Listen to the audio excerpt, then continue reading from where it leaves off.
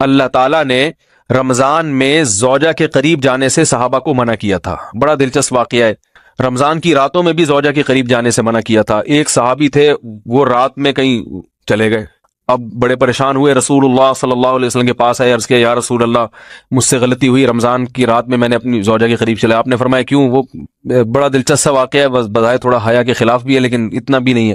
وہ کہہ رہے میری زوجہ کہیں پانی بھرنے کے لیے جا رہی تھی، ان کی پنڈلی کھلی تو میری نظر بیوی کی پنڈلی پر پڑی اور میں بس پاگل ہو گیا بیوی کے عشق میں. میں یہ اس لیے بیان کر رہا ہوں کہ جو لوگ نظر کی حفاظت کرتے ہیں وہ بیوی کے عشق میں پاگل ہوتے ہیں.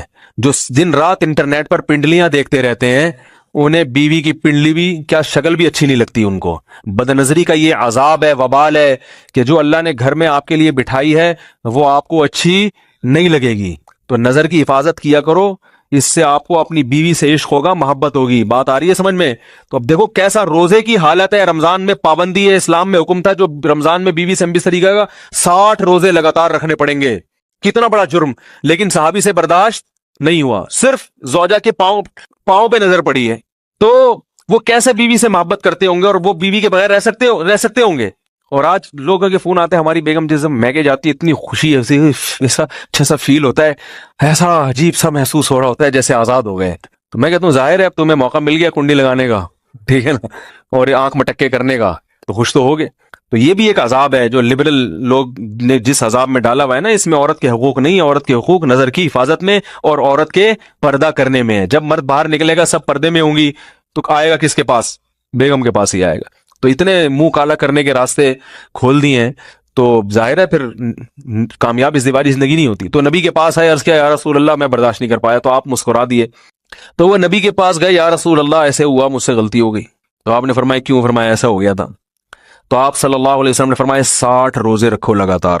انہوں نے فرمایا ایک کی طاقت نہیں ہے، اس میں یہ ہو گیا 60 کیسے رکھوں گا، نہیں ہے طاقت 60 کی. آپ نے فرمایا ٹھیک ہے پھر 60 غریبوں کو 2 ٹائم کا کھانا کھلاؤ.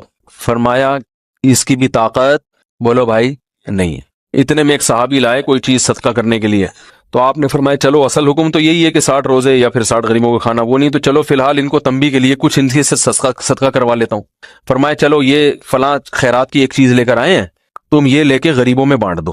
انہوں نے فرمایا مجھ سے زیادہ غریب پورے مدینہ میں بھائی کوئی بھی نہیں. آپ صلی اللہ علیہ وسلم مسکرانے لگے، فرمایا جاؤ کھاؤ اور بچوں کو کھلاؤ. اور بھائی غلطی بھی ہوئی اور گھر میں راشن بھی آ گیا. تو اس کے بعد قرآن کی آیت نازل ہوئی کہ احل لکم لیلۃ الصیام الرفث الی نسائکم ہن لباس لکم وانتم لباس لہن علم اللہ انکم کنتم تختانون انفسکم فتاب علیکم وعفى عنکم فالآن باشروہن وابتغوا ما کتب اللہ لکم.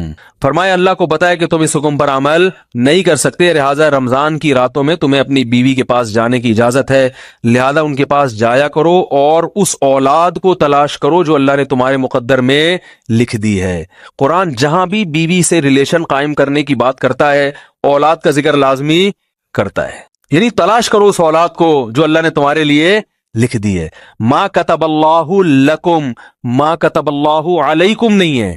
علا کا مطلب تمہارے خلاف، لکم کا مطلب تمہارے فائدے کے لیے. لام عربی میں نفع کے لیے آتا ہے، علا عربی میں ضرر اور نقصان کے لیے آتا ہے.